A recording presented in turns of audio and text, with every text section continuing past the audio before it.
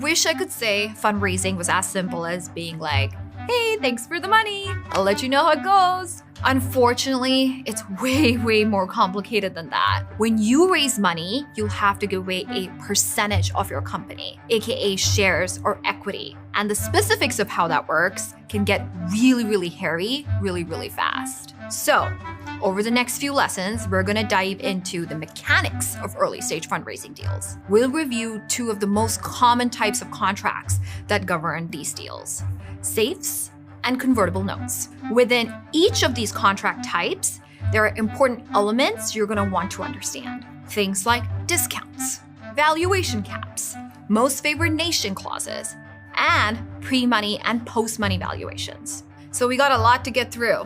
You ready? Let's do it. All right, so to kick things off, let's start by walking through how a typical startup financing deal is gonna play out. Let's say you meet a couple of investors, and one of them says they're actually interested in putting some money into your company. Generally speaking, here's how the deal's gonna go down. You remember a few lessons back when we talked about this thing called safes. To quickly recap, a safe is essentially just the most common type of contract for early stage deals. So as promised, let's now take a deep dive into how this very popular type of fundraising vehicle works. So at this point, either you or the potential investor is going to produce a SAFE contract. SAFE stands for Simple Agreement for Future Equity. And it typically comes in the format of a standardized template that you don't make a ton of crazy changes to.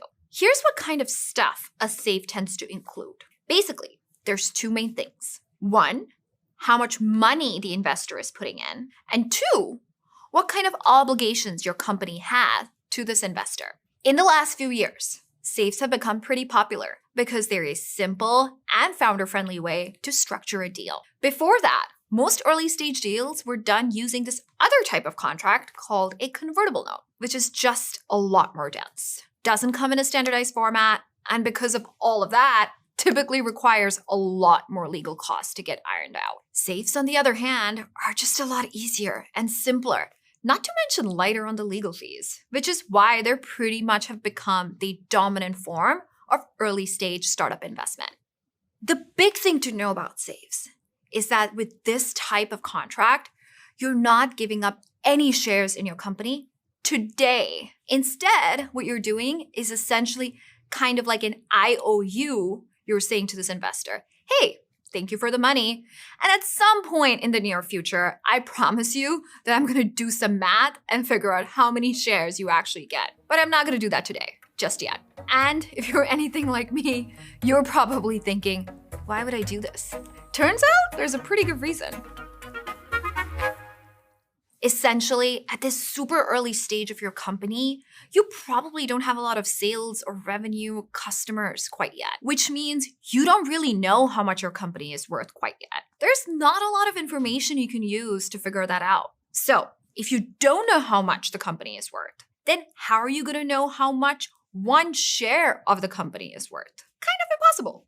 Which is why you use a SAFE contract. Basically, the investor is telling you, here's some money to start building your company today. And we agree that in the future, you're going to convert my money into actual shares once you understand how much one of those shares actually is worth. So, okay, you know the basic idea behind a SAFE now. Let's talk about what goes into it. As you can see, there are a couple of sections here that you're gonna want to understand. So let's run through them one by one. Principle's pretty easy. It just means how much money the investor is giving you, aka the size of the investment. Discounts, on the other hand, are a little more complicated. Basically, the thing to know is when the investor gives you money, they're taking a huge risk. Like, think about it. If you had to buy stock in a company, but you weren't allowed to know how much that company was actually worth until a year or two later. Kind of uncomfortable, right? So because of that, SAFE deals have a bunch of incentives built into them, just to make it a little more appealing for an investor to come in. One of these incentives is the discount, which essentially works like this. Let's say a year from now, your company's grown up a little and you're ready to raise your Series A. At this point, you raise from big venture capital investors. And in order to do that, you set a share price of $1. So, okay, you now know what your share price is, right? So you can turn around to your safe investor and say, hey, good news. I know how many shares you bought back in the day with your original investment. And now I also know the share price. So I can give you the shares, right? But here's the cool thing. The contract included a 20% discount. So when I give you the shares, I'm going to take 20% off the share price, which brings your share price down to 80 cents. So as we can see, you gave me $500,000, right? Let's divide that by 80 cents. And voila, you're getting 625,000 shares of my company. You can see how the discount kind of sweetens the deal. Without it, the share price would have been $1, which essentially just means your investor would have gotten fewer shares. TLDR, the big thing to know is that discounts are just a way to reward early investors for taking a chance on you. And it's not the only way you can do that. A valuation cap is another type of incentive for the investor, and it's a little more complicated. Basically, it's a number that you set with your investors that defines the maximum price at which you'll convert their investment into equity, which sounds really fancy, but what does that really mean in English? Let's break it down. Let's say you're raising your seed round. Your investor's a nice lady. Her name is Mary. Mary gives you $1 million on a safe note. But remember, when you raise at a safe, you're not actually giving Mary any shares yet. You're going to give her shares in the future, but not today.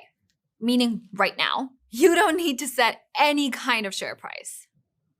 Now, it's important to remember, setting a share price is a big deal because when you do that, you're officially placing a value on your company. For example, if you have 100 shares and the price per share is $1, then guess what? Your company is now valued at $100. This is called a valuation. So back to Mary. Since she's giving you money on a safe, you're not bringing the shares into the picture yet, meaning you're not yet setting a valuation for your company. This is pretty risky for Mary.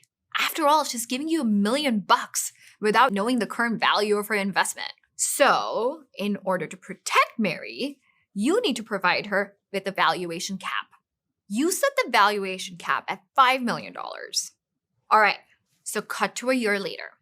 You're now at your Series A, and you have a new investor named William.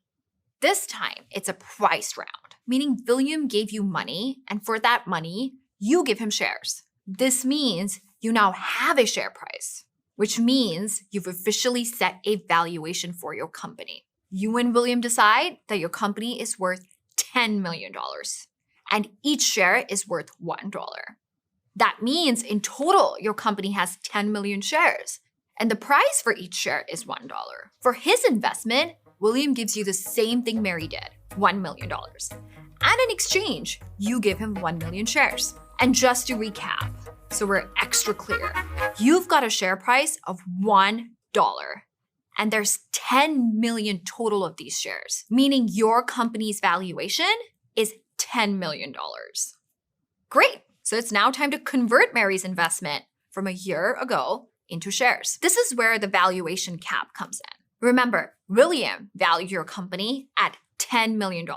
But because Mary set a valuation cap of $5 million, you're actually going to give Mary her shares as if the company is valued at $5 million today. So what does that actually mean? You gave William 1 million shares, and Mary invested the same amount of money that he did. So how many shares are you supposed to give Mary? Luckily, the math to figure this out is pretty simple. Basically, you just need to figure out what is Mary's share price. If you know the share price, you can figure out how many shares she bought with the money she gave you. So to do this, you take the valuation cap you set her with, that's 5 million, divided by the official valuation that you set with William in the Series A, which is 10 million. This gives you Mary's share price. And notice, while William is paying $1 per share, Mary will receive her shares at the way cheaper price of 50 cents per share. Now, Mary invested $1 million at 50 cents per share, meaning when you convert her safe investment, you'll give her 2 million shares or 20% of your company. Right away, you can see how the valuation cap is an incentive for Mary to come in early and take that extra risk. She and William both invested the same money. But since Mary came in earlier, she got twice the number of shares that William did. But what happens if the company raises the Series A at a lower valuation than the cap? Super easy. In this case, the safe investor Mary just gets the same price per share as William and all the other Series A investors. Take note, early stage investors generally aren't going to want an uncapped contract. It essentially opens up the door to them getting the raw end of the deal in future rounds. Just trust me on that part.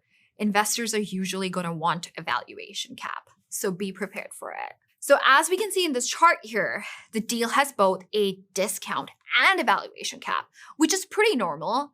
Basically, when you convert the shares and give them to the investor, you'll typically just default to the one that creates the most favorable terms for them. Finally, you might come across an additional clause in the SAFE contract, the MFN, or the most favored nation status. This one's super simple. It basically is just a clause that says, if future investors receive better terms than your current investor in the SAFE, like a lower valuation cap or what have you, then you're going to have to retroactively match those terms for the SAFE investor. Okay, that was a lot, but we're not done yet. In the next lesson, we'll dive into another important part of early stage deal mechanics, the pre-money and post-money valuation. So grab some water, shake the cobwebs out, and when you're ready, hop on over to the next lesson, and let's keep learning.